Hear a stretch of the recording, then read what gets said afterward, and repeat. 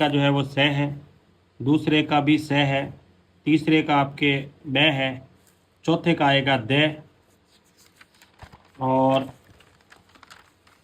पांचवे का जो है वो ए आएगा, छठे का है वो ब आएगा, सातवें का है द आएगा, आठवें का ए आएगा, नौवें का ए आएगा, 10वें का जो है वो 440 वर्ग सेमी आएगा, 11वें का आएगा आपके ब, और 12वें का आएगा ब, फिर उसके बाद है इसका 13वें का आपके आएगा द,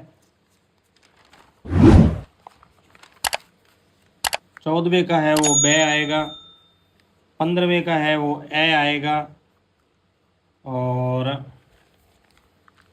16वें का है वो 0 आएगा, 17वें का स आएगा, 18वें का 30 आएगा, ए आएगा, और खाली जगह में पहले वाले के 14 आएगा। ये आएगा कैसे? तो ये आएगा, ए का मान 18 है, A2 आपको ज्ञात करना है, A3 आपको दे रखा है 10, A3 का फॉर्मूला होता है A + 2D बराबर 10।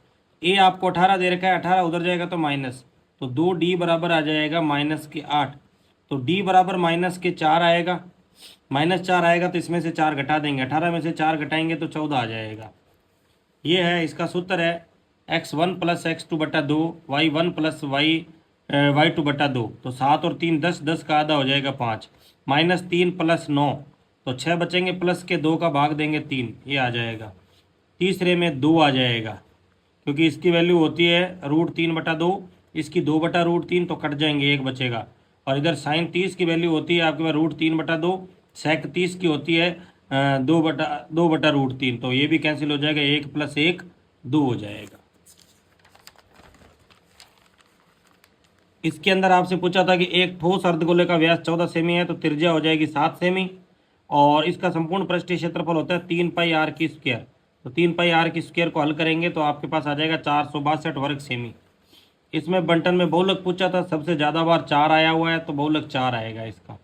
किसी वर्ग अंतराल के लिए वर्ग चिन्ह 17 है, यदि ऊपरी सीमा 24 है, तो देखो इसका सूत्र होता है ऊपरी सीमा प्लस निम्न सीमा प्लस ऊपरी सीमा बटा 2। तो देखो 24, अगर वर्ग चिन्ह 17 है तो 17 का दुगुना करना हो जाएगा 34, 34 में से 24 को घटाएंगे तो 10 आ जाएगा। इस तरह से जी। अब है आपके जो बड़े वाले क्वेश्चन है उसका भी हल करेंगे। अब है क्वेश्चन नंबर 3 का फर्स्ट क्वेश्चन। क्वेश्चन नंबर 3 का जो फर्स्ट क्वेश्चन है आपको दे रखा है, क्वेश्चन 3 का फर्स्ट दे रखा है आपको कि यदि एक वर्त की त्रिज्या 14 सेमी है और चाप की लंबाई 22 सेमी है, तो उस चाप का केंद्र पर अंतरित कोण ज्ञात करना है। तो देखो त्रिज्या आपको दे रखी है, यानी कि R दे रखा है 14 सेमी आपको, और आपके पास लंबाई, इसकी चाप की लंबाई को हम बोलते हैं L आपको दे रखा है 22 सेमी, और आपसे पूछा गया है कि तो इसके चाप के द्वारा केंद्र पर अंतरित कोण ज्ञात करना है आपको। कोण ज्ञात करेंगे तो चाप की लंबाई है आपके पास, ये भी दे रखा है आपको, तो यहाँ से ये आपके पास चाप की लंबाई है, ये आपको कोण ज्ञात करना है, ये आपके पास त्रिज्या है। तो चाप की लंबाई का सूत्र होता है πr थीटा बटा में 180। L आपको दे रखा है 22, और इधर पाई की वैल्यू रख दो यहाँ पर आप, या पाई को पाई रखो एक बार। R आपको दे रखा है 14, थीटा है 180। अब यहाँ से इसको कैंसिल करो, जैसे पाई की वैल्यू 180 भी होती है, तो 180 से ये कैंसिल हो जाएगा, या फिर पाई को पाई रखो एक बार, ये 180 इधर आएगा, पाई की जगह रखो 22/7, 14 × थीटा बटा में 180। तो यहाँ से 22 से 22 तो हो जाएगा कैंसिल, 7 से ये कैंसिल हो जाएगा, 2 से इसको कैंसिल करो, 90 इधर आएगा तो गुणा में, तो थीटा का मान आएगा 90 डिग्री, थीटा का मान जो है वो 90 डिग्री आ जाएगा। पहले क्वेश्चन का उत्तर, तीसरे का फर्स्ट क्वेश्चन। इसी प्रकार तीसरे का सेकंड क्वेश्चन है आपके पास। तीसरे का सेकंड आपको दे रखा है कि यदि एक घन का संपूर्ण पृष्ठीय क्षेत्रफल 864 वर्ग सेमी है, तो इसके एक फलक का। नेक्स्ट है क्वेश्चन नंबर 2। क्वेश्चन नंबर 2 आपको दे रखा है, यदि एक घन का संपूर्ण पृष्ठीय क्षेत्रफल 864 वर्ग सेमी है तो इसके फलक का पृष्ठीय क्षेत्रफल कितना होगा। घन का पृष्ठीय क्षेत्रफल दे रखा है, घन का पृष्ठीय क्षेत्रफल है 864 वर्ग सेमी, और इसके फलक का पृष्ठीय क्षेत्रफल क्या होगा। तो पहले तो फलक की लंबाई ज्ञात करेंगे। फलक की लंबाई ज्ञात करने के लिए क्या करेंगे, घन का पृष्ठीय क्षेत्रफल होता है 6 इंटू भुजा स्क्वायर, 6 इंटू भुजा स्क्वायर करेंगे तो 864, तो 6 इधर आएगा भाग में, तो भुजा स्क्वायर आएगा आपके पास 864 बट्टा 6, 6 से इसको काटो, 6 का 6 बच गए 2, 6 6 6 चौका 24 बच गए 2, 6 चौका 24, तो भुजा 144, तो भुजा बराबर आ जाएगी आपके पास रूट 144, तो भुजा आपके पास आ जाएगी इसकी 12 सेमी। अगर भुजा 12 सेमी है तो एक पृष्ठ का क्षेत्रफल, तो एक पृष्ठ होता है वर्ग के बराबर, तो वर्ग का क्षेत्रफल भुजा स्क्वायर, और भुजा स्क्वायर हमारे पास है कितना है, भुजा स्क्वायर 144 वर्ग सेमी, ये इसका पृष्ठ का क्षेत्रफल आ जाएगा, एक फलक का क्षेत्रफल आ जाएगा। अब है तीसरे का क्वेश्चन नंबर 3। आपको दे रखा है निम्न बारंबारता बंटन का माध्यक ज्ञात करना है। तो इसका माध्यक ज्ञात करेंगे, तो आपको दे रखा है x बराबर 3 5 7 और 9, f आपको दे रखा है 6 7 5 6। माध्यक के लिए हम सबसे पहले बनाते हैं CF, तो 6 का 6, 6 और 7 13, 13 और 5 18, 18 और 6 24, तो इसका सिग्मा f आएगा 24, n बट्टा 2 यानी कि 24 बट्टा 2 करेंगे, ये आएगा 12, 12 से जस्ट बड़ी संख्या है 13, 13 के सामने दे रखा है 5, तो इसका माध्यक जो है वो 5 आएगा। तीसरे क्वेश्चन का उत्तर आएगा 5। अब है नेक्स्ट क्वेश्चन नंबर 4। आपको दे रखा है एक पासे को एक बार फेंकने पर 5 से बड़ा अंक आने की प्रायिकता। तो एक पासे के कुल परिणाम, एक पासे के कुल परिणाम होते हैं 6, और 5 से बड़ा अंक आने की प्रायिकता, तो 5 से बड़े अंक कितने आते हैं, 5 से बड़ा अंक होता है 1, और कुल परिणाम है 6, तो 1 बट्टा 6 यानी कि ये इसकी प्रायिकता हो जाएगी, ये चौथे का उत्तर हो जाएगा। इसी प्रकार है 5वां। 5 का आपको दे रखा है एक लंबवर्तीय शंकु और बेलन समान त्रिज्या और समान ऊंचाई के हैं। यदि शंकु का आयतन 66 घन सेमी है तो बेलन का आयतन ज्ञात कीजिए। तो यहाँ से लिख देंगे, देखो शंकु का आयतन दे रखा है, तो शंकु की त्रिज्या मान लेते हैं अपन 8 सेमी, और ऊंचाई मान लेते हैं इसकी h सेमी। शंकु का आयतन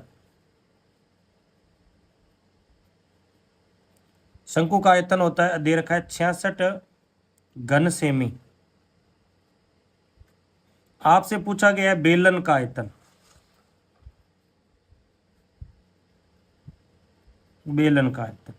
हमें यह पता है कि बेलन का आयतन शंकु के आयतन का 1/3 होता है। शंकु का आयतन बेलन के आयतन का 1/3 होता है, तो बेलन का आयतन होता है पाई आर स्क्वायर h। तो शंकु का आयतन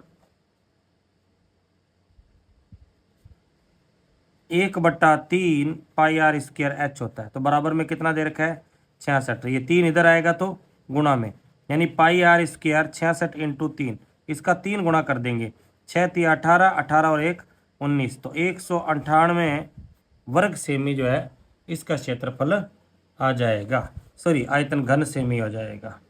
इस तरह से आप किसके बेलन के आयतन को ज्ञात करेंगे। अब है नेक्स्ट क्वेश्चन। क्वेश्चन नंबर इसका 6। क्वेश्चन नंबर 6 आपको दे रखा है, निम्न आंकड़ों का माध्य ज्ञात करना है।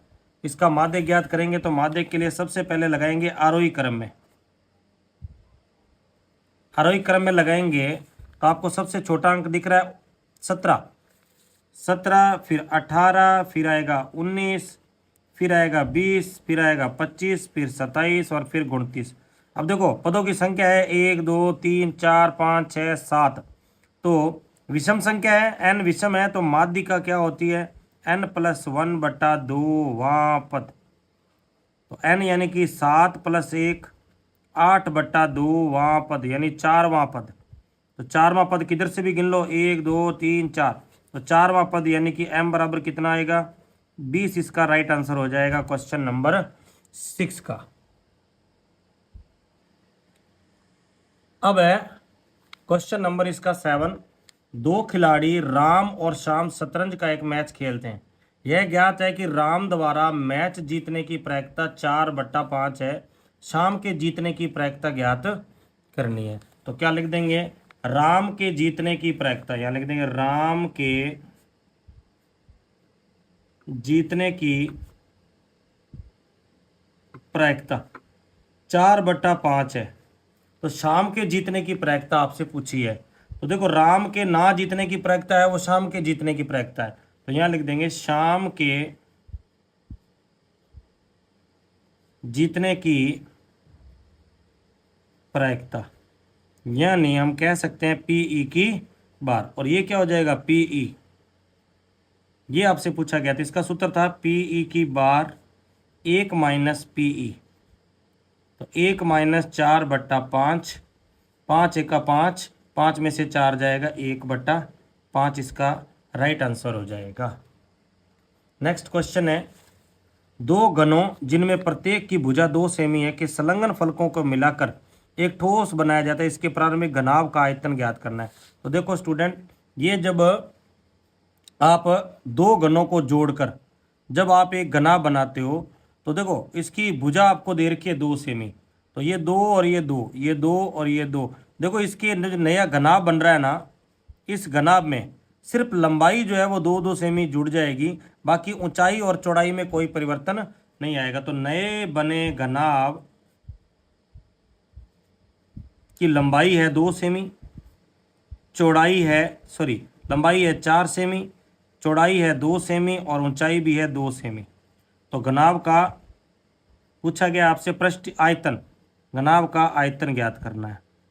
तो घनाभ का आयतन होता है लंबाई गुणा चौड़ाई गुणा ऊंचाई, यानी 4 × 2 × 2, 4 2 8, 8 2 16 घन सेमी, 16 घन सेमी इसका राइट आंसर हो जाएगा। नेक्स्ट क्वेश्चन है क्वेश्चन नंबर 10। प्रथम 10 विषम प्राकृत संख्याओं का समांतर माध्य ज्ञात करना है। तो स्टूडेंट ये जो मैंने टॉप क्वेश्चन डाले थे 30, उसके अंदर भी इसका आंसर आप इसके क्वेश्चन आपको दिए गए थे। तो प्रथम 10 धनात्मक विषम प्राकृत संख्याएं हैं। तो प्रथम 10 विषम धनात्मक संख्याएं, तो यह लिख देंगे प्रथम 10 विषम संख्याएं क्या क्या होती हैं, 1 3 5 7 9 11 13 15 17 19, ये प्रथम 10। तो इसका समांतर माध्य ज्ञात करना था।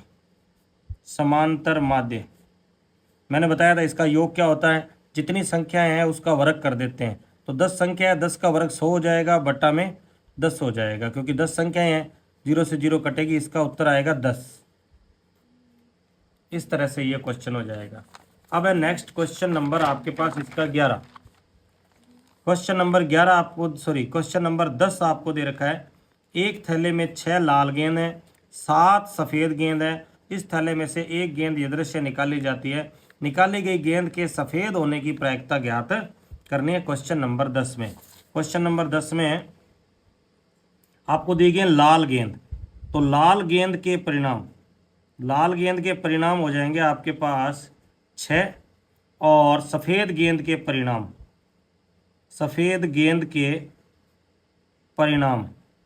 7 हो जाएंगे। तो गेंदों के कुल परिणाम हो जाएंगे आपके पास 13। पूछा किसका आपसे, सफेद गेंद होने की प्रायिकता। तो सफेद गेंद की प्रायिकता, सफेद गेंद की प्रायिकता अनुकूल परिणाम बट्टा में कुल परिणाम। तो सफेद के कितने अनुकूल परिणाम है, 7। तो 7/13 इसका राइट आंसर हो जाएगा क्वेश्चन नंबर 10 का।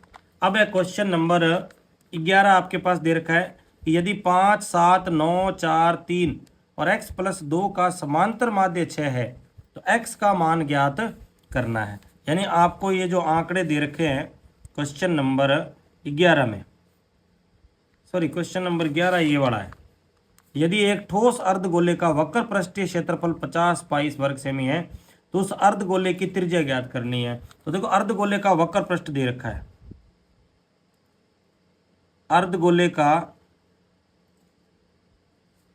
वक्र पृष्ठीय क्षेत्रफल है आपके पास 50 पाई सेमी स्क्वायर। तो आपसे पूछेगी इसकी त्रिज्या।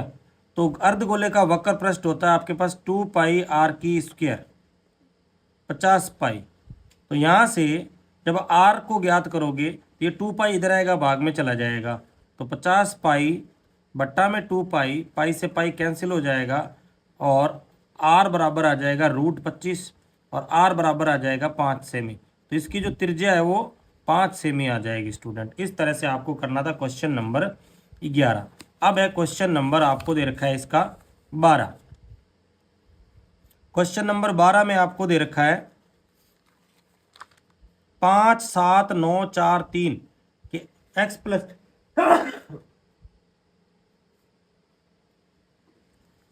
5, 7, 9, 4, 3 x+2 का समांतर माध्य 6 दे रखा है। x का मान ज्ञात करना है क्वेश्चन नंबर 12 में। तो आपको संख्याएं दे रखी है, आंकड़े दे रखे हैं 5, 7, 9, 4, 3 और x+2 का समांतर माध्य दे रखा है आपको 6। तो समांतर माध्य जो होता है राशियों का योग बट्टा राशियों की संख्या बट्टा में 1, 2, 3, 4, 5, 6 और ये भी दे रखा है 6 आपको। तो 7 और 5 12 और 9 21, 21 और 4 25 और 3 28 और 2 30। तो 30 + x बट्टा में 6 क्या कर देंगे इसका वज्र गुणा। तो 30 + x 6 × 6 हो जाएंगे 36। 30 इधर आएगा तो माइनस 36 - 30 x बराबर आ जाएगा आपके पास 6। इस तरह से हो जाएगा क्वेश्चन नंबर 12। ये थे आपके तीसरे प्रश्न के 12 क्वेश्चन। अब है क्वेश्चन नंबर 4 से शुरू करेंगे। क्वेश्चन नंबर 4 है, क्वेश्चन नंबर 4 आपको दे रखा है कि 12, 15 और 21 का अभाज्य गुणनखंड विधि से HCF और LCM ज्ञात करना है। तो 12, 15 व 21 का HCF और LCM। तो 12 के गुणनखंड करेंगे 2 × 2 × 3, 15 के करेंगे 3 × 5, 21 के करेंगे तो 3 × 7। तो इसका HCF जो है स्टूडेंट वो हो जाएगा, तीनों में 3 कॉमन आ रहा है तो HCF 3 आ जाएगा। LCM जो है इसका, LCM देखो 2 बार आया हुआ है, 3 अधिक से अधिक एक ही बार आया है, 5 अधिक से अधिक एक बार आया है, 7 अधिक से अधिक एक बार आया। तो 2 2 4, 4 3 12, 12 5 60, 6 7 42, 420 इसका राइट आंसर हो जाता है LCM का। अब है स्टूडेंट क्वेश्चन नंबर इसका 5। आपको दे रखा है एक द्विघात बहुपद में 3x² - 5x + 9 के शून्यांक अल्फा और बीटा है। तो अल्फा + बीटा तथा अल्फा × बीटा का मान ज्ञात करना है। तो देखो आपको दे रखा है बहुपद 3x² - 5x + 9 दे रखा है आपको, बराबर में 0 होता है इसके अंदर। तो आपको अल्फा + बीटा का मान ज्ञात करना है। तो आपको पता है कि हम जानते हैं कि अल्फा + बीटा जो होता है वो -KB/A होता है और अल्फा × बीटा जो होता है वो C/A होता है। तो यहाँ से अल्फा + बीटा निकाल देंगे। तो अल्फा + बीटा माइनस B की वैल्यू दे रखी है -5, A का मान है आपके पास 3। तो अल्फा + बीटा जो है वो आ जाएगा +5/3 और इधर से अल्फा × बीटा तो C का मान आ जाएगा आपके पास 9 और A का मान आ जाएगा 3। 3 से 3 9 कट जाएंगे 3। तो अल्फा × बीटा जो है वो आ जाएगा 3। और ये आ जाएगा 5/3। इस तरह से होगा क्वेश्चन नंबर 5 आपका। अब है क्वेश्चन नंबर 6 में आपको दे रखा है कि विलोपन विधि का प्रयोग करते हुए रैखिक समीकरणों को हल करना है। 3x + 5y और 6x + y - 4 में विलोपन विधि का यूज करना है। तो यहाँ पर आपको दे रखा है 3x + 5y = 7, 6x + y = -4। ये समीकरण नंबर 1 और ये समीकरण नंबर 2। अगर विलोपन विधि का यूज कर रहे हैं तो देखो दोनों में से किसी एक को बराबर करना है, तो केवल आप दूसरी समीकरण को 5 से गुणा कर देंगे। यहाँ लिख देंगे समीकरण 2 को 5 से गुणा करने पर, 5 से गुणा करेंगे, ये तो सेम ही है, तो 5 से गुणा करेंगे तो ये हो जाएगा 30x, ये हो जाएगा 5y, ये है 5 चौका 20। ये समीकरण नंबर 3 हो जाएगी। और समीकरण 1 ये वाली है 3x + 5y = 7, समीकरण नंबर 1। अब आप यहाँ देख रहे हो कि 5y और 5y बराबर हो गया। आप ये भी कर सकते हैं, 1 से गुणा कर सकते हैं, पर इससे कोई फर्क पड़ने वाला नहीं है। अब चिन्ह बदलेंगे, अगर चिन्ह बदले तो लिखेंगे समीकरण 3 में से 1 को घटाने पर, समीकरण 1 को घटाने पर, घटाएंगे तो ये कैंसिल हो जाएगा, 30 में से 3 जाएंगे 27x बचेगा, 20 में से 7 जाएंगे तो जुड़ेंगे तो ये हो जाएंगे -27, 27 से 27 कट जाएगा, x बराबर -1 आ जाएंगे। x का मान समीकरण 1 में रख देंगे, x का मान समीकरण 1 में रखने पर, समीकरण 1 में रखेंगे तो समीकरण 1 आपको दे रखी है 3x + 5y = 7। अब यहाँ पर रख देंगे समीकरण 1 में 3x + 5y = 7 है आपके पास, तो x की वैल्यू रखनी है -1, तो 3 × 3 + 5y = 7। अब ये 3 उधर जाएगा तो प्लस का हो जाएगा, 5y = 7 + 3, तो 5y बराबर हो जाएगा 10, तो y बराबर हो जाएगा 10/5। काटेंगे तो आ जाएगा 2, y का मान 2 आएगा और x का मान -1 आएगा। इस तरह से हम इसको हल कर लेंगे। नेक्स्ट आपको दे रखा है क्वेश्चन नंबर 7, 13, 19 और 205 में पदों की संख्या आपको ज्ञात करनी थी। तो आपको दे रखा है 7, 13 व 19 और 205 एपी है। तो यहाँ से देखो a का मान हो जाएगा 7, d का मान हो जाएगा 19 - 13 यानी कि 6, और an का मान हो जाएगा 205। आपको n ज्ञात करना है इसके अंदर, तो an a + n - 1 × d। तो यहाँ से an का मान है आपके पास 205, a का मान है 7 और n का मान है आपके पास ज्ञात करना है, और d का मान है 6। 7 इधर आएगा तो माइनस हो जाएगा, इधर बचेगा n - 1, और 6 इसके गुणा में है तो इधर आ जाएंगे तो भाग में चले जाएंगे। तो 200 इसमें से घटाएंगे तो 198/6, n - 1 6 से कैंसिल करेंगे तो 6 × 18 और 6 × 18 n - 1, और 1 इधर आ जाएगा तो प्लस 33 + 1 34 हो जाएंगे। ये भी क्वेश्चन आपके जो मैंने 30 क्वेश्चन डाले थे उसके अंदर ये संख्या तक चेंज नहीं है, सेम क्वेश्चन आपको डाला गया है। अब है इसका क्वेश्चन नंबर 8। क्वेश्चन नंबर 8 आपको दे रखा है, ये भी मैंने आपको बताया था जब इसका फर्स्ट ही क्वेश्चन करवाया था तो उसका अपोजिट पूछा गया है। ए बी सी में ये दो रेखा समांतर दे रखी हैं और आपसे x का मान पूछा गया था। तो क्वेश्चन नंबर 8 में दे रखा है, इस तरह से ये डायग्राम बना हुआ है, d और e दे रखा है यहाँ पे, ये x + 2 है, ये 6 है, ये 8 है और ये 4 है। आपसे पूछा गया इस x की वैल्यू आपको ज्ञात करनी है। तो यहाँ पर लिखेंगे चूंकि त्रिभुज ABC में DE समांतर BC है, इसीलिए थेल्स प्रमेय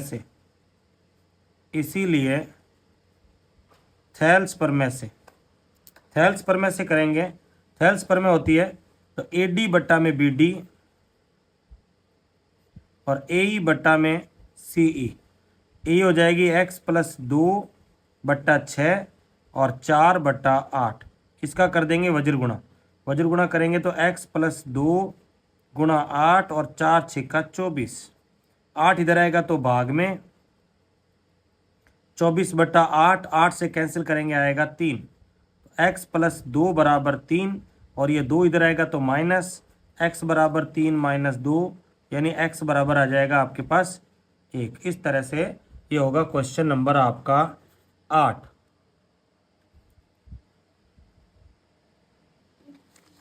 अब है क्वेश्चन नंबर 9 आपको दे रखा है 5,3 और -3, -2 को मिलाने वाला रेखाखंड एक्स अक्ष द्वारा किस अनुपात में विभाजित होता है।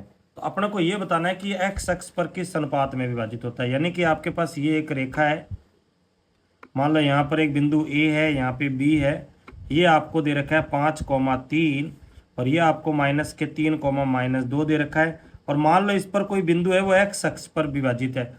एक्स अक्ष पर है तो इस बिंदु के निर्देशांक हो जाएंगे x, 0 हो जाएंगे। और आपको ज्ञात क्या करना है कि ये बिंदु इसको किस अनुपात में विभाजित करता है, यानी m1:m2 यहाँ कह दो k:1 इसको ज्ञात करना है। तो यहाँ लिख देंगे जो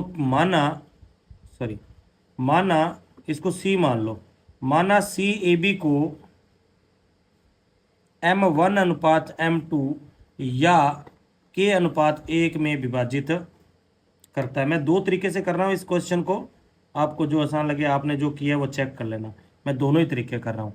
विभाजित करता है मान लेते हैं तो यहाँ लिख देंगे C के निर्देशांक आपको दे रखे हैं x, 0।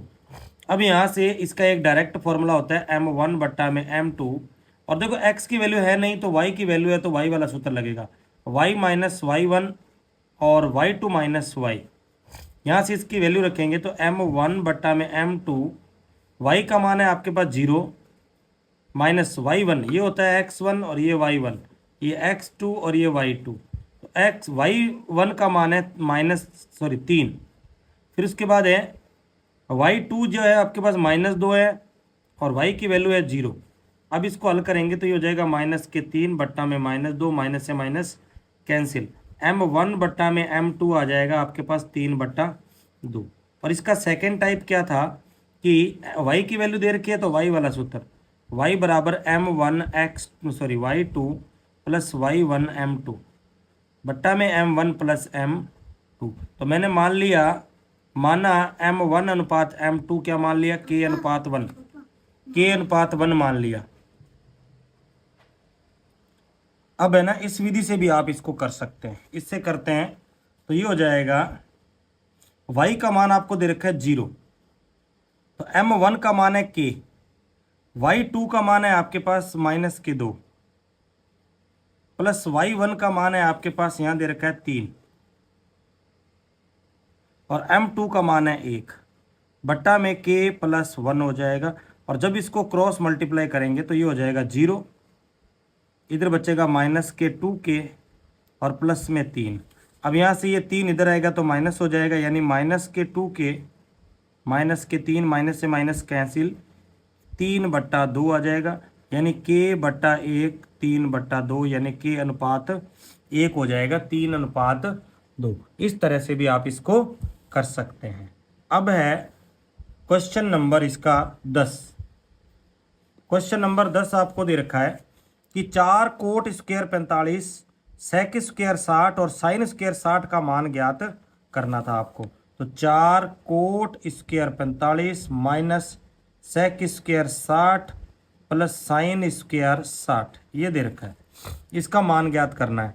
तो 4 इंटू कोट 45 का मान होता है 1, सेक 60 का मान होता है 2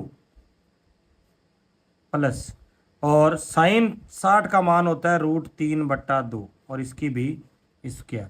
तो 1 का स्क्वायर 1 यानी कि 4, 2 का स्क्वायर 4 प्लस √3 का स्क्वायर 3 और 2 का स्क्वायर 4। ये 4 से ये 4 कैंसिल, तो उत्तर आपके पास जो बचेगा वो बचेगा 3/4। ये इसका राइट आंसर हो जाएगा क्वेश्चन नंबर 10 का। अब है क्वेश्चन नंबर 11 इसका। क्वेश्चन नंबर 11 आपको दे रखा है कि 12 मीटर लंबी एक सीढ़ी एक ऊर्ध्वाधर दीवार के शिखर तक पहुंचती है। यदि यह सीढ़ी दीवार के साथ 60 डिग्री का कोण बनाती है तो दीवार की ऊंचाई ज्ञात कीजिए। तो देखो ये कह रहा है कि ये कोई दीवार है और एक सीढ़ी इस दीवार के साथ लगी हुई है। ये मान लीजिए दीवार है और ये एंगल जो बन रहा है वो बन रहा है 60 डिग्री का। और आपको दे रखा है कि 12 मीटर लंबी सीढ़ी है, सीढ़ी की लंबाई 12 मीटर है, इसकी ऊंचाई आपको बतानी है इसकी दीवार की। तो यहां से त्रिभुज एबीसी में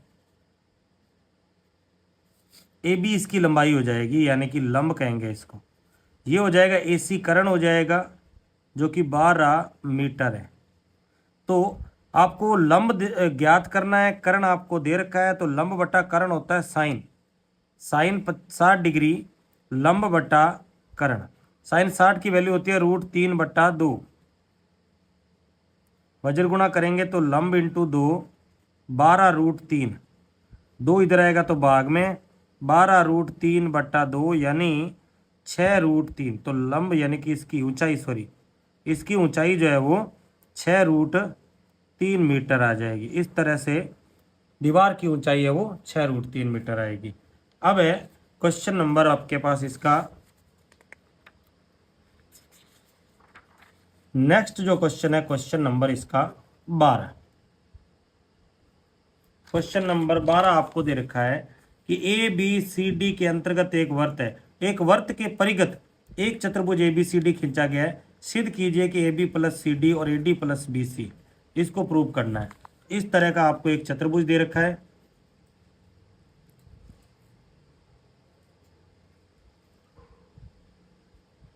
ए बी सी डी और ये पी क्यू आर और एस पर स्पर्श करता है। और आपसे पूछा गया है कि सिद्ध करना है कि A B plus C D और A D plus B D B C, ये आपको प्रूव करने के लिए दिया गया है। तो यहाँ पर हमें 10वीं प्रश्नावली का सवाल है, ये पर मैं सीखी थी हमने इसके अंदर, तो हम यहाँ लिख देंगे दिया गया है वगैरह लिख देंगे, फिर लिखेंगे सिद्ध करना है ये वाला, फिर लिखते हैं हल। हल में हम क्या लिखेंगे, चूंकि किसी बाहरी बिंदु से या सीधा लिखो ना, पर में 10.1 से बाहरी बिंदु से खींची गई स्पर्श रेखाओं की लंबाइयां समान होती हैं। ये पूरी लिख देना भैया, आप पूरी इस परमे का नाम नहीं लिख, पूरा लिखना चाहो तो लिख देना कि किसी बाहरी बिंदु से खींची गई दो स्पर्श रेखाओं की लंबाइयां समान होती हैं। तो इसलिए यहाँ से बिंदु ए से बिंदु ए से बिंदु ए से ए पी बराबर ए एस, समीकरण नंबर 1। बी से बिंदु बी से बी पी और बी क्यू, सी से सी आर और सी क्यू, डी से डी आर डी क्यू। अब यहां पर देखो प्लस का चिन्ह है तो चारों समीकरण जोड़ देंगे। समीकरण 1 2 3 व 4 को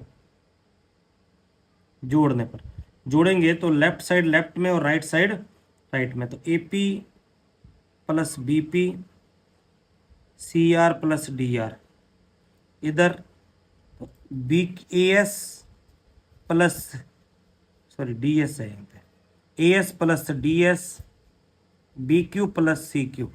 इन दोनों को जोड़ेंगे तो ए बी, इन दोनों को जोड़ेंगे तो सी डी, इन दोनों को जोड़ेंगे ए डी और इन दोनों को जोड़ेंगे तो बी सी। इस तरह से आपको ये प्रूव करना था। क्वेश्चन नंबर है इसके बाद 13। क्वेश्चन नंबर 13 में आपको दे रखा है कि वर्त के चाप द्वारा वर्त के केंद्र पर अंतरित कोण 50 डिग्री का है। तो चाप की लंबाई 5 पाई सेमी हो तो वर्त की त्रिज्या ज्ञात करनी है। चाप द्वारा वर्त के केंद्र पर अंतरित कोण दे रखा है, तो यहाँ लिख देंगे वर्त द्वारा, सॉरी वर्त पर वर्त के चाप द्वारा अंतरित कोण यानी थीटा आपको दे रखा है 50 डिग्री। ये कोण 50 डिग्री बना रहा है और आपको चाप की लंबाई यानी एल दे रखा है 5 पाई सेमी। तो त्रिज्या आपको क्या करनी है, इसकी ज्ञात करने, कोण दे रखा है। तो यहाँ लिख देंगे चाप की लंबाई पाई आर थीटा बट्टा में 180।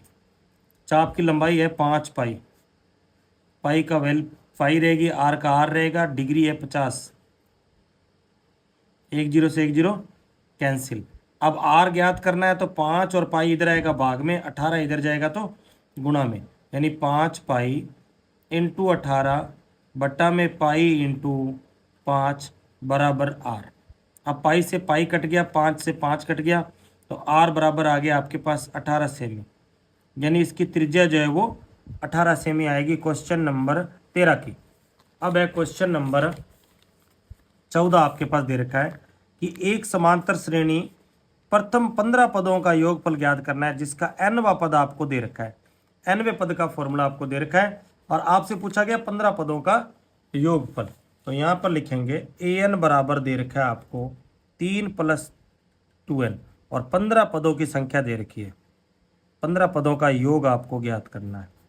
तो यहाँ से अपने को AP बनानी पड़ेगी, A और D ज्ञात करना पड़ेगा। तो n बराबर 1 रखने पर तो A1 3 + 2 × 1, A1 बराबर आ गया 2 × 2, 2 और 3 5। इसी प्रकार n की जगह 2 रखेंगे तो A2 आ जाएगा 3 + 2 × 2, तो 2 2 4, 4 और 3 7। तो यहाँ से A का मान आ गया 5 और D का मान आ जाएगा 7 में से 5 घटाएंगे तो 2 और n का मान आपको दे रखा है 15।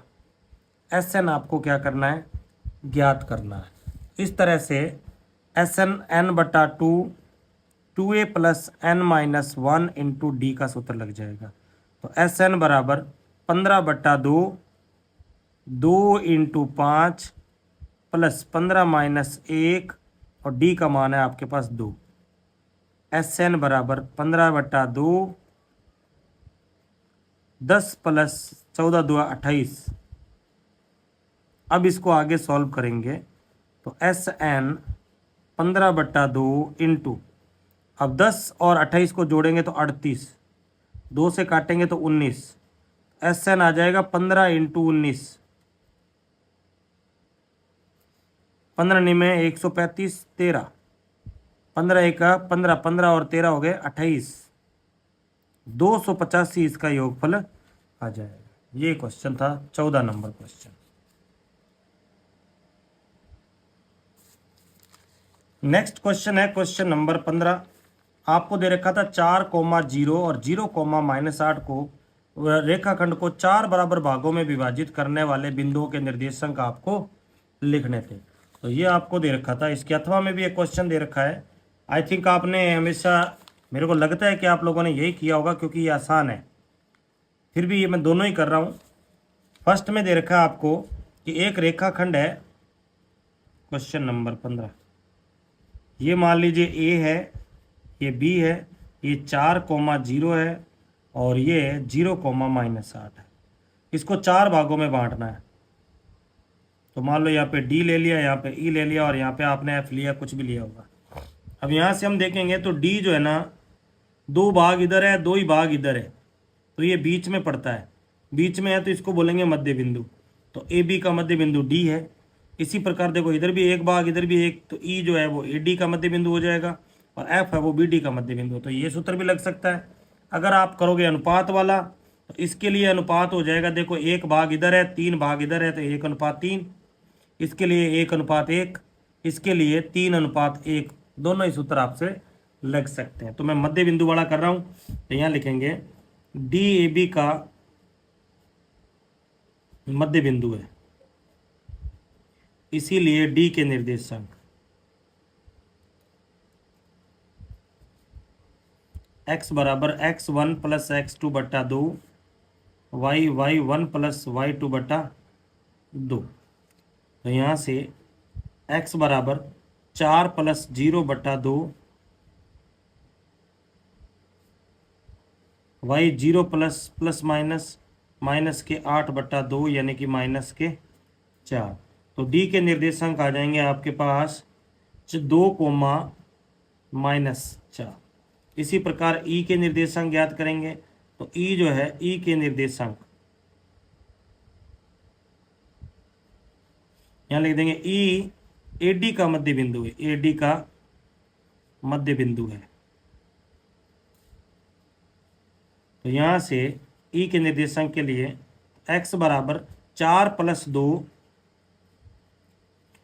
बटा में 2, और फिर है y के लिए 0 - 4 बटा 2। तो ये हो जाएगा 4 और 2 6, 6 में 2 का भाग देंगे 3 -2।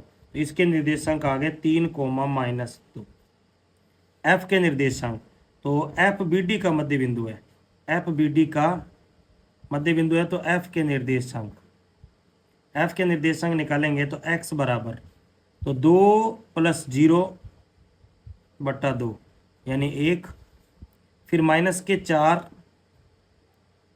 + -8 -12 बटा 2 यानी -6। इसके निर्देशांक आ जाएंगे 1, -6।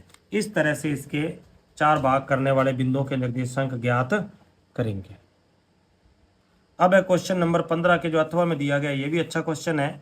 इसने कहा है कि बिंदु ए के निर्देशांक ज्ञात कीजिए यदि ए बी एक वर्त का व्यास है और जिसका केंद्र 2, -3 है और बी के निर्देशांक 1, 4 है। तो देखो, मानो ये वर्त है, ये इसका व्यास है, इसको मैंने लिख दिया ए बी, और ये वर्त का केंद्र है। तो हम ये कह सकते हैं कि ये अगर वो वर्त का केंद्र है तो ये इसका मध्य बिंदु होगा, क्योंकि दोनों त्रिज्याएं क्या होती हैं, बराबर होती हैं। तो इसीलिए केंद्र के निर्देशांक दे रखे हैं, बी के दे रखे हैं, ए के आपको ज्ञात करने। तो यहाँ लिख देंगे, चूंकि ओ वर्त का केंद्र है, ओ वर्त का, इसीलिए ओ मध्य बिंदु है, ओ ए बी का मध्य बिंदु है, ओ ए बी का मध्य बिंदु है। इसलिए ओ के निर्देशांक x, y होता है। तो ये x है, ये y है, ये होता है x1, ये y1, ये x2 और ये y2 होता है। तो x बराबर होता है x1 + x2 बटा 2, और y का सूत्र होता है y1 + y2 बटा 2। और आपको x और y दोनों के मान दे रखे हैं, तो यहाँ लिख देता हूँ 2। x1 का मान आपको नहीं दे रखा है और x2 का मान आपको दे रखा है 1। तो 2 2 4, x1 + 2 2 4, 1 इधर आएगा तो माइनस, x1 बराबर आ जाएगा 3। इधर इसको y को ज्ञात करेंगे तो y दे रखा है आपको -3, y1 आपको ज्ञात करना है, y2 दे रखा है आपको 4। इसको वज्र गुणा करेंगे तो y1 + 4, 3 2 6, -4 उधर जाएगा तो माइनस, ये आ जाएगा -10, यानी ए के निर्देशांक आ जाएंगे 3, -10। ये इसका राइट आंसर था क्वेश्चन नंबर 15 का।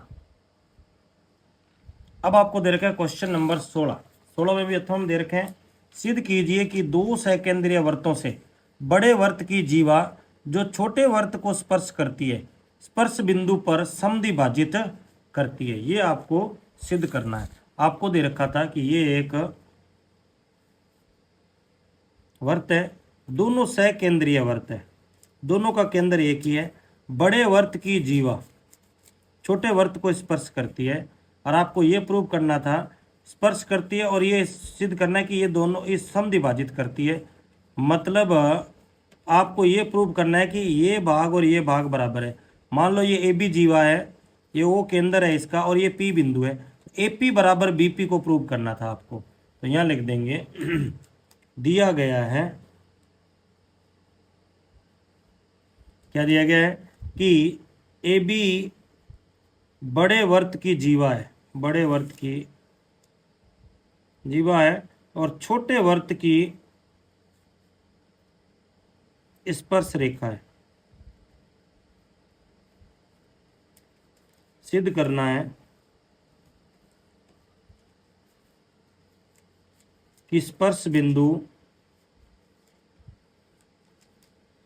ए बी को समद्विभाजित करता है। ये आपको प्रूव करना है, यानी ए पी बराबर बी पी, ये आपको प्रूव करना है। तो सिंपल है, दोनों त्रिभुजों को सर्वांग सम कर देंगे। तो क्या लिख देंगे कि त्रिभुज ए पी ओ व त्रिभुज बी पी ओ में क्या क्या बराबर है? तो ए ओ बराबर बी ओ, एक ही वर्त की त्रिज्याएं। फिर है ओ पी बराबर ओ पी, उभयनिष्ठ भुजाएं।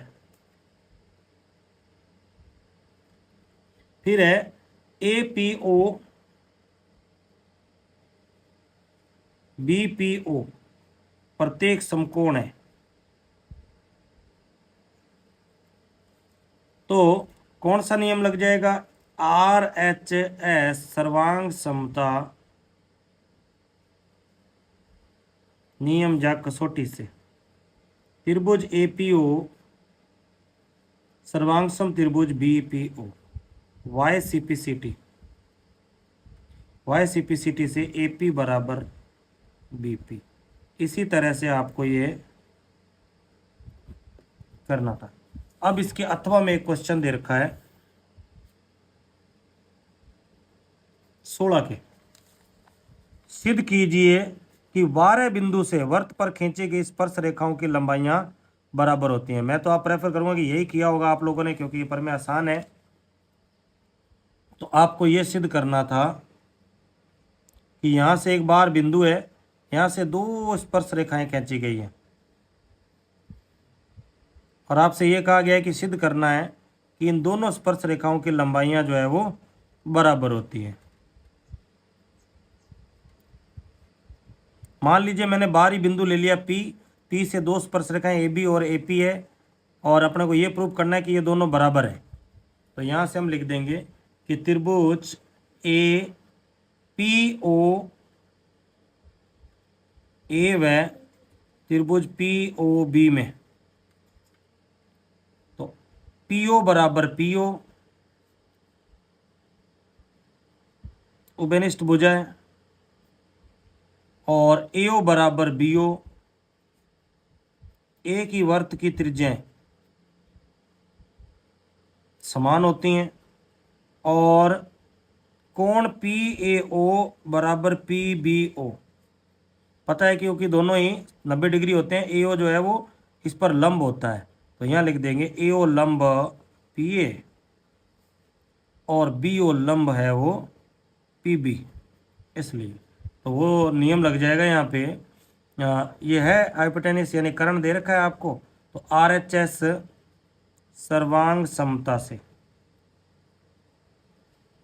त्रिभुज पी ओ ए सर्वांग सम त्रिभुज P O B by C P C T, by C P C T से कॉरस्पॉन्डिंग पार्ट्स आर इक्वल होते हैं इसके, तो पी ए बराबर पी बी।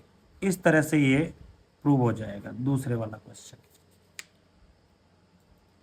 नेक्स्ट क्वेश्चन है क्वेश्चन नंबर 17। क्वेश्चन 17 आपको दे रखा है कि निम्न बारंबारता बंटन का माध्य ज्ञात कीजिए यदि x के ये मान है और f के ये वाले मान है। तो इसको करते हैं, माध्य ज्ञात करना है। तो F x, F into x, ये आसान विधि है। 5 इंटू 5 25, 6 8 48, 9 7 63, 12 8 96, 9 9 6 54, और 10 6 60, 11 चौका 44। यहाँ से ले लेंगे सिग्मा एफ एक्स, यहाँ से लेंगे सिग्मा एफ, ये दोनों वैल्यू जो है हम यहाँ से ले लेंगे। तो 5 और 8 13, 13 और 3 हो जाएंगे 16, 16 6 22 और 4 26, 26 और 4 30 की 0 असल 3, 5 5 और 4 9, 9 और 6 15, 15 और 5 20 और 9 29 और 6 35 और 4 39। और सिग्मा एफ हो जाएगा 5 और 8 13, 13 और 9 हो जाएंगे 22, 22 और 2 24, 10 34, 34 और 6 40, 40 और 10 50। तो माध्य है सिग्मा एफ एक्स बट्टा में सिग्मा एफ 390 बट्टा में 50, 0 से 0 कैंसिल, 39 में 5 का भाग दे देंगे, 5 7 35, बच गए 4, लगा दिया पॉइंट, 5 8 40। तो इसका माध्य जो है वो 7.8 इसका राइट आंसर होगा। इसी प्रकार इसका एक अथवा में क्वेश्चन दे रखा है अथवा वाला ये दे रखा है कि यदि माध्य दे रखा है 7 तो P का मान आपको ज्ञात करना है। तो ये आपको दे रखा है x है 2, 5, P 9, 10 और f के मान है 1, 5, 4, 7 और 3। सेम ही क्वेश्चन है। तो f इंटू एक्स, 2 1 का 2, 5 5 जा 25 और 4p, 9 7 63, 10 3 30। तो यहाँ लिख देंगे सिग्मा एफ एक्स और सिग्मा एफ। तो ये हो जाएगा 4p, इधर 5 और 2 7 और 3 10 की 0, असल 1, 3 और 6 9, 9 और 3 12, 120 प्लस 4p। ये हो जाएगा 5 और 1 6 और 4 10, 10 और 7 17, 17 5 6 6 4 10 17, 17 और 3 20। इस तरह से ये लिख देंगे। तो यहाँ लिख देंगे माध्य बराबर सिग्मा एफ एक्स बट्टा में सिग्मा एफ। तो यहाँ माध्य आपको दे रखा है 7, एफ एक्स का मान है 120 प्लस 4p, ये आपको दे रखा है 20, वज्र गुणा कर देंगे। तो 120 प्लस 4p 20 इंटू 7, तो 7 2 14, 140, 120 उधर जाएगा तो किसका हो जाएगा माइनस का। तो 4p बराबर बचेगा 20, p बराबर 20 बट्टा 4, यानी p का मान आ जाएगा 5। p का मान आएगा आपके पास 5। ये इसका राइट आंसर हो जाएगा क्वेश्चन नंबर 17 के। नेक्स्ट है क्वेश्चन नंबर आपको दे रखा है 18। 18 दे रखा है दो संख्याओं के वर्गों का अंतर 180 है, छोटी संख्या का वर्ग बड़ी संख्या का 8 गुना है, तो दोनों संख्याओं को ज्ञात करना है। तो यहाँ पर दे रखा है दो संख्याओं के वर्गों का अंतर 180 है। वर्गों का अंतर है तो मान लो, मानना बड़ी संख्या x है, छोटी संख्या को आप मान लो y। दोनों के वर्गों का अंतर है तो x स्क्वायर बराबर y स्क्वायर बराबर 180, समीकरण नंबर 1। फिर इसने कहा छोटी संख्या का वर्ग बड़ी संख्या का 8 गुना है, तो छोटी संख्या का वर्ग बड़ी संख्या का 8 गुना है, बड़ी संख्या के वर्ग का 8 गुना हो जाएगा, नहीं सॉरी, बड़ी संख्या का 8 गुना है। ये होगी समीकरण नंबर 2। तो समीकरण 2 से समीकरण 1 में मान रख देंगे, x square minus y square की जगह क्या लिख देंगे 8x बराबर 180। इधर आएगा तो माइनस, अब गुणा करें तो 180, जोड़ें या घटाएं तो 8, तो एक्स स्क्वायर माइनस 10 8 80, यानी 18 दाया 180, तो 18x minus 10x, x square minus 18x plus 10x। अब इसमें से एक और इसमें से एक, x माइनस 18 और x माइनस 18, तो x माइनस 18 बराबर x प्लस 10 बराबर 0, x माइनस 18 बराबर 0, x बराबर आएगा 18।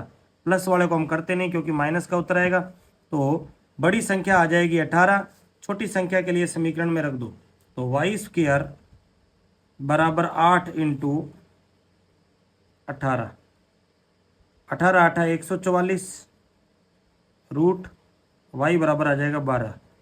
तो बड़ी संख्या 18 और छोटी संख्या 12 आएगी। अब इसके अथवा में एक क्वेश्चन दे रखा था, ये ज़्यादा आसान है। इससे दो क्रमागत धनात्मक पूर्णांक ज्ञात कीजिए जिनके वर्गों का योग 365 है। दो क्रमागत धनात्मक पूर्णांक है तो माना एक पूर्णांक x है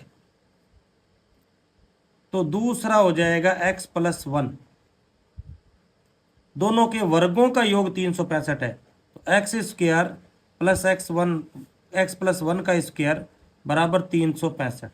तो एक्स स्क्वायर प्लस इसका होल स्क्वायर हल करेंगे, प्लस 2x प्लस 1, इधर आएगा तो माइनस हो जाएगा, एक्स स्क्वायर और x square 2x square plus 2x plus 1, और ये इधर आएगा तो माइनस, तो 2x square plus 2x minus के 364 बराबर 0। 2 का सब में भाग करेंगे तो x square plus x minus 182 गुणा करें तो 182 जोड़ें घटाएं तो 1, तो 14 into 13 x square plus 14x minus 13x, इनमें से एक x प्लस 14 और x प्लस 14, तो x प्लस 14 x माइनस 13 बराबर 0। अब यहाँ से इसको हल कर लेंगे तो x बराबर आ जाएगा 13। एक संख्या अगर 13 है तो दूसरी कितनी आ जाएगी 14, ये इसके दो पूर्णांक हो जाएंगे। अब था क्वेश्चन नंबर 19, आपको दे रखा था कि 1/1 प्लस साइन थीटा प्लस 1 और 1 माइनस साइन थीटा बराबर 2 सेक स्क्वायर थीटा आपको प्रूव करना था। तो ये आपको दे रखा है, तो यहाँ लिख देंगे लेफ्ट हैंड साइड को हल करेंगे, इसकी ये वाली साइड को हल करेंगे लेफ्ट हैंड साइड। तो 1/1 plus sine theta 1/1 minus sine theta, तो हम इसका लेंगे लेसअप है। लेसअप आएगा 1 प्लस साइन थीटा और 1 माइनस साइन थीटा। अब इसको इससे करेंगे तो इधर आएगा 1 माइनस साइन थीटा प्लस इधर आएगा 1 प्लस साइन थीटा। अब यहाँ से अगर आप इसको सॉल्व करोगे तो ये माइनस का साइन है, ये प्लस का है, तो ये तो कट गए। 1 और 1 कितने हो गए 2 बट्टा में 1 प्लस का 1 माइनस का है तो ए स्क्वायर माइनस बी स्क्वायर, 2 बट्टा में 1 माइनस साइन स्क्वायर थीटा। और इसकी एक सर्व समीका होती है, आपको पता होगा कि कोस स्क्वायर थीटा बराबर 1 माइनस साइन स्क्वायर थीटा, ऐसा लिखा जा सकता है। इसीलिए इसको हम लिख सकते हैं 2 बटा कोस स्क्वायर थीटा। तो 2 बटा कोस है, इसको लिख सकते हैं 2 इंटू 1 बटा कोस स्क्वायर थीटा। 1 बटा कोस की वैल्यू होती है सेक, इस तरह से ये प्रूव हो जाएगा। इसी के अथवा में एक क्वेश्चन दे रखा है आपको दे रखा है sine square theta cos theta plus cos cube theta plus tan theta into sine theta बराबर सेक थीटा आपको प्रूव करना था। ये क्वेश्चन आपको पूछा गया है। अब इसके लिए हम क्या करेंगे स्टूडेंट, साइन ऑलरेडी साइन है, कोस ऑलरेडी कोस है, टेन को थोड़ा चेंज कर लेंगे। तो sine square theta cos cube theta plus ten को चेंज करते हैं तो सूत्र होता है साइन थीटा बट्टा cos theta into sine theta. Left hand side को हल कर रहे हैं हम। तो यहाँ से देखो इन दोनों में से तो एक कॉमन आ रहा है, आपके पास क्या कॉमन आ रहा है, कोस कॉमन आ रहा है। तो यहाँ से हम कोस को कॉमन लेंगे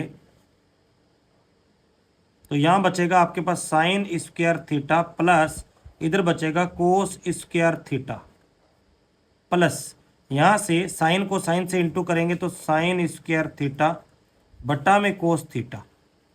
अब यहाँ से अगर आप देखोगे तो इसकी वैल्यू होती है 1, तो cos theta into 1 plus sine square theta बट्टा में कोस थीटा। यहाँ से हम लेंगे इसका लेसअप है। कोस थीटा को अगर मैं लेसअप लेता हूँ तो ये बचेगा इधर cos square theta plus sine square theta. तो इसकी वैल्यू क्या होती है 1 बट्टा कोस थीटा, और 1 बट्टा कोस थीटा को हम लिख सकते हैं सेक थीटा। इस तरह से ये क्वेश्चन भी आपका सॉल्व हो जाएगा। नेक्स्ट क्वेश्चन आपको दे रखा है स्टूडेंट, क्वेश्चन नंबर 20। आपको कहा है 7, 17 ये वर्ग अंतराल दे रखा है, ये f के मान दे रखे हैं और आपसे पूछा गया इसका माध्य ज्ञात करना है। तो माध्य कैसे ज्ञात करेंगे, ये क्वेश्चन है। सबसे पहले माध्य के लिए हम क्या करते हैं, CF बनाएंगे। सबसे पहले CF बनाएंगे तो 22 का 22 और 18 को जोड़ेंगे, 8 और 2 10, 3 और 1 4, 40 और 20 60, 60 और 12 72 और 15 7, 87 और 87 और 13 हो जाएंगे 100। इसका मतलब सिग्मा F आपके पास आएगा 100। तो सबसे पहले जो मान मिलेगा हमें मिलेगा n/2 का 100/2 यानी आ जाएगा 50। 50 को देखेंगे CF में 50 से बड़ा मान है 60, तो L का मान हो जाएगा आपके पास 27, CF का मान हो जाएगा आपके पास 40, F का मान हो जाएगा 20 और H का मान हो जाएगा इन दोनों का अंतर। तो सभी मान हमारे पास आ गए, तो यहाँ लिख देंगे कि L का मान है 27, F का मान है 20 और h का मान है आपके पास 17 में से 7 गए 10, 10 का अंतर चल रहा है सब में। फिर उसके बाद बचा CF का मान, CF का मान है आपके पास 40। अब लिख देंगे माध्यक। माध्यक होता है L प्लस N बटा 2 माइनस CF बटा में F इंटू H। अब यहाँ से L का मान है आपके पास 27 प्लस 50 माइनस 40 बट्टा में F का मान दे रखा है 20 और अंतर चल रहा है 10 का। 1 0 से 1 0 कैंसिल हो जाएगी। अब यहाँ से 27 प्लस 50 में से 40 घटाएंगे 10, 10 बट्टा 2, 2 से इसको काटो 5 बार, तो 27 प्लस 5 और इसका राइट आंसर आ जाएगा 32। इसका जो माध्यक है वो 32 आएगा। इसी के अथवा में एक क्वेश्चन दे रखा है आपको ये वाला कि बारंबारता बंटन का बहुलक ज्ञात करना है। इसका आपको बहुलक ज्ञात करना है। वर्ग अंतराल आपको दे रखा है 2 से 11, 11 से 20, 20 से 29 और 29 से 38, 38 से 47। F की वैल्यूज आपको दे रखी हैं 15, 16, 17, 12 और 11। तो इसके लिए सबसे पहले यानी कि इसकी वैल्यू जो चाहिए अपने को F1 की, तो इसमें सबसे बड़ा मान है आपके पास 17। ये हो जाएगा F1, ये F0, ये हो जाएगा F2, F1 के सामने ये हो जाएगा L और इनके बीच का अंतर हो जाएगा H। इसी प्रकार यहाँ निकाल देंगे बहुलक L plus F1 minus F0 2F1 minus F0 F2 into H। L का मान है 20, F1 है 17 minus 16 into 2 into 17 minus 16 minus 12, H का मान है आपके पास 9। 20 प्लस 17 में से 16 घटाएंगे 1, 17 2 34 माइनस ये आपके पास आ गए 28 इंटू 9। 20 प्लस 9 1 का 9, 14 में से 8 गए 6, 2 में से 0, 3 से काटो 3 3 9, 3 2 6, तो 20 प्लस 1.5 21.5 ये इसका राइट आंसर हो जाएगा। इस तरह से ये समाप्त हुआ आपका पेपर। मेरा जो चैनल है राज टीचिंग, इसको सब्सक्राइब कर लें क्योंकि इस पर जो है मैं आगे 12वीं का पेपर भी सॉल्व करके लाऊंगा और साथ में आने वाले जो 11वीं और 12वीं और 10वीं का सिलेबस है वो पूरा का पूरा आपको डाला जाएगा। तो अगर आपको वीडियो अच्छी लगी तो लाइक और शेयर ज़रूर कर दें।